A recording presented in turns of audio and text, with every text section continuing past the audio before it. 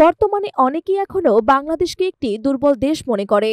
বিশেষ করে প্রতিবেশী রাষ্ট্র ভারত মাঝে মাঝে বাংলাদেশকে হুমকি দিয়ে থাকে।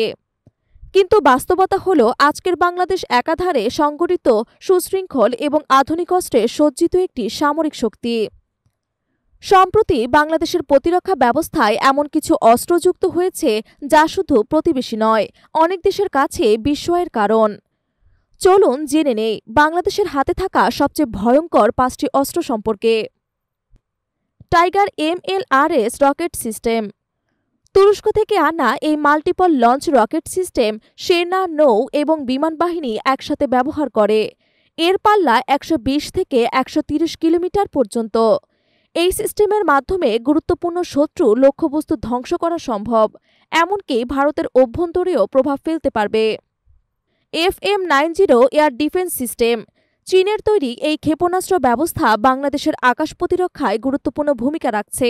এটি দিয়ে হেলিকপ্টার, ড্রোন এমনকি আধুনিক যুদ্ধবিমান ধ্বংস করা সম্ভব। বর্তমানে বাংলাদেশ এই সিস্টেমের বেশ কয়েকটি ইউনিট ব্যবহার করছে এবং ভবিষ্যতে দেশের ভেতরেই এর কিছু অংশ উৎপাদনের পরিকল্পনা রয়েছে। BNS বঙ্গবন্ধু যুদ্ধজাহাজ। বাংলাদেশের সবচেয়ে শক্তিশালী ফ্রিগেট যুদ্ধজাহাজ এটি। এতে রয়েছে 8টি জাহাজ বিধ্বংসী ক্ষেপণাস্ত্র, এয়ার ডিফেন্স সিস্টেম এবং সাবমেরিন ধ্বংসকারী টর্পেডো। যুদ্ধের সময় এটি একা একটি যুদ্ধবহরের সমতুল্য শক্তি প্রদান করে। Ming class submarine. বাংলাদেশ নৌবাহিনীর হাতে রয়েছে চীনের তৈরি 2টি অত্যাধুনিক মিং ক্লাস সাবমেরিন।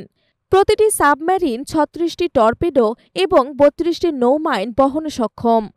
শত্রুর নৌবহরকে চুপিসরে আঘাত হানতে এই সাবমেরিনগুলোর কোনো জুড়ি নেই। MiG-29 যুদ্ধবিমান। রাশিয়ার তৈরি এই ফাইটার জেট বর্তমানে বাংলাদেশের প্রধান আকাশ প্রতিরক্ষা অস্ত্র। যদিও এদের ব্যবহার শুরু হয়েছিল 2001 সালে, তবুও এগুলো এখনও অত্যন্ত কার্যকর।